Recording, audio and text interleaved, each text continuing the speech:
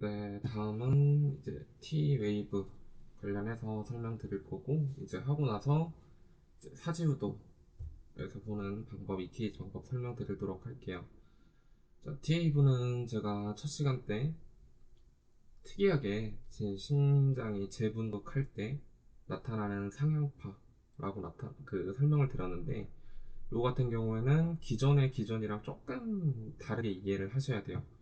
그래서 정상적인 기전 같은 경우에는 SA 노드에서 이제 기본적으로 전기 신호를 보내죠.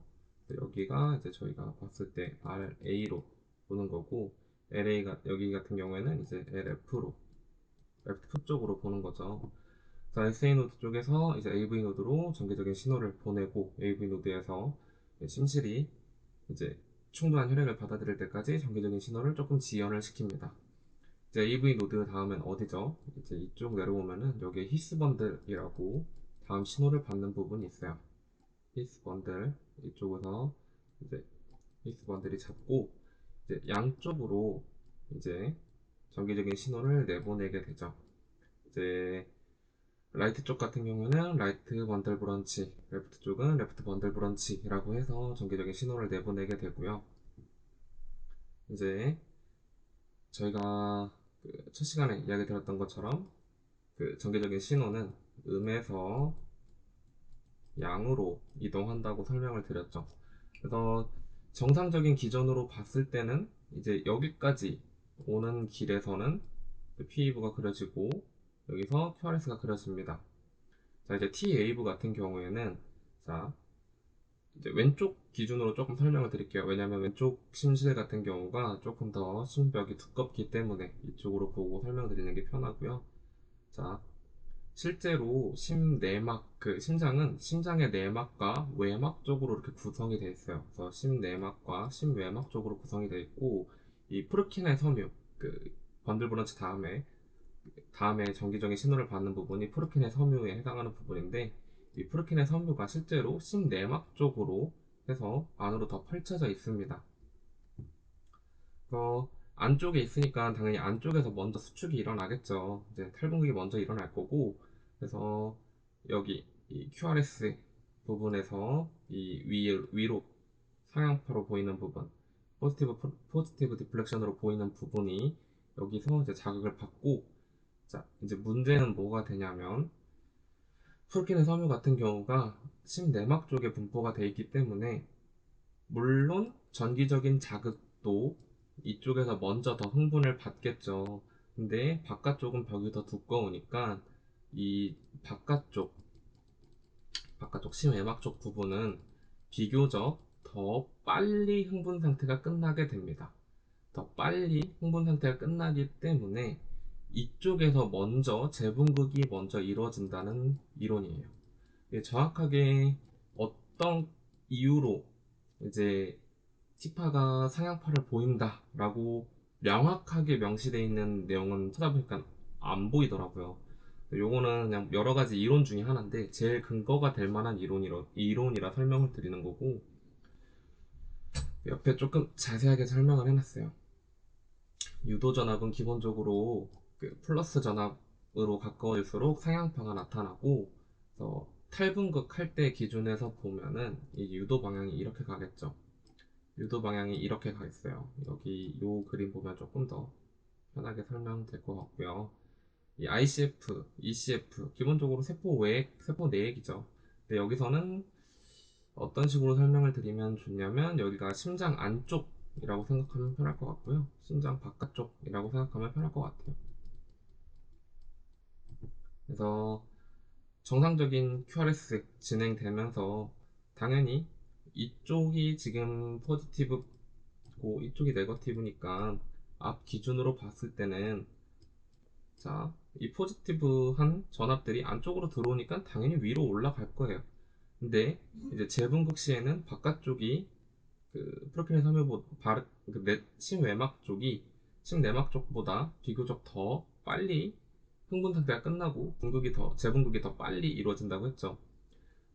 그 심외막 쪽 기준에서 보면은 당연히 반대의 기준이 되겠죠. 왜냐하면 안쪽은 아직까지 흥분 상태에 있고 나는 이제 심실이 이제 이완되는 시기에 들어가야 되는데, 반대쪽으로 당연히 다시 여기서 기준으로 봤을 때는 어 아까 흥분 때 들어갔던 포지티브한 전압들이 다시 바깥쪽으로 나오는 걸로 보이는 거예요. 그래서 QRS가 피파가 그려지고, QRS가 그려진 다음에 TAV가 바깥쪽으로 다시 그려지는 모양으로 나온다. 이게 이제 가장 근거가 될 만한 이론이고요. 이런 식으로 해서 TAV도 상향파로 그려진다는 거 알고 계시면 좋을 것 같아요.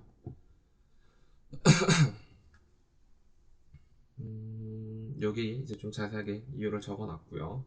그래서 QRS랑 TAV 같은 경우가 같이 상향파를 이룬 경우를 이제 콘콜던스 하다라고 표현을 하고, 이게 정상적인 거죠. 사실 정상적인 상향파를 양쪽 다 같은 방향으로 이제 상향파를 그리는 경우가 콘콜던스 하다라고 하는 거고요.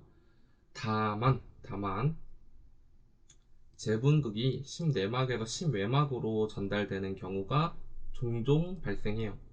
어떤 경우냐면 대표적으로 이스케믹성 질환일 때, 허혈성 심질환 같은 경우에는 이제 허혈성이라는 게 어떻게 보면은 그만큼 혈액순환이 안 된다는 거잖아요. 어딘가 막혀 있거나 좁아져 있어서 정상적으로 이제 혈액이 움직이면서 같이 전기적인 자극 신호도 가야 되는데, 그게 정상적으로 이루어지지 않는 거예요. 그래서 원래 같은 경우에는 심외막이 심내막보다 더 빨리 흥분이 끝나고 재분국이 먼저 이루어져야 되는데, 그게 아니라 이제 이 심내막이 먼저 흥분 상태가 끝나고 더 재분국이 빨리 들어가는 경우겠죠. 그러면 EKG에서 똑같아요. QRS 그려지고, 원래는 TAV가 이렇게 그려져야 되는데 이게 아니라 아래쪽으로 하향 방향으로 그려지는 거겠죠. QRS랑 TAV랑 반대 방향으로 움직이는 거를 저희가 여기서는 디스콜던스라고 표현을 합니다. 요거 같은 경우에 이제 대표적으로 허혈성 심질환의 경우인 거고, 다만 그리고 이런 경우를 이제 디스콜던스라고 표현을 하고요. 다른 경우도 있어요. 이제 보시면은 정상적인 방향으로 디스콜던스가 이루어지는 경우가 있어요.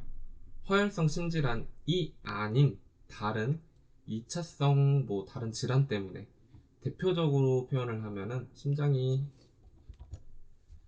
이제 조금 극단적으로 표현을 하면 왼쪽이 조금 더 비대해져 있죠. 근데 이 비대해져 있는 게 더 커져 있는 상태인 거예요. 이제 대표적으로 레프트 벤트리클이 조금 더 비대돼 있는 경우, 이런 경우는 이제 어프로티에이트 디스콜던스라고 표현을 하면서, 그 디스콜던스 한데 비교적 정상적인 이유 때문에 이런 식으로 TAV가 뒤집혀져 있는 경우고, 실제로 사람이 나이가 들어가면서 실제로는 이제 왼쪽 심실이 좀 많이 비대해져요. 어떻게 보면 정상적인 기전이라고 볼 수는 있는, 정상적인 그런 노화 과정이라고 볼 수는 있는데, 이게 좀 과대하게 비대해져 있는 경우 이 좌측 심실이 더 커져 있으니까 이 안쪽의 심내막이 그만큼 빨리 흥분성이 끝나는 거거든요. 그래서 요거 이제 ATP 같은 경우에는 그 조금 APT 같은 경우에는 조금 이따가 설명을 드릴 거예요. 그래야지 여기 이스케믹 질환이라든지 이 어프로티에이트 디스콜던스가 이해가 가기 편할 거라서, 일단 여기서 TAV 마무리하고, 여기서 꼭 알아주셨으면 좋을 만한 거는, 기본적인 전압 같은 경우에는 네거티브에서 포지티브 방향으로 가는데, 이제 TAV 같은 경우에는 안쪽에서 심내막이 더 오래 흥분 상태를 유지하고 있기 때문에 비교적 심외막에서 흥분 상태가 빨리 끝나고 재분국 상태가 이루어지기 때문에, 이 심외막 기준에서 보게 되면은 얘는 안쪽에서 바깥쪽으로 다시 이 포지티브한 전압들이 안쪽으로 이동하는 것처럼 보이기 때문에 이제 TAV도 똑같이 상향파로 그려진다 라는 거 알고 넘어가셔야지 이제 다음부터 설명할 뭐 유도 시밀리드라든지 이런 것들이 조금 이해하기 편하실 거예요. 네, 여기까지 팁 마무리하고 이제 시밀리드 넘어가도록 할게요.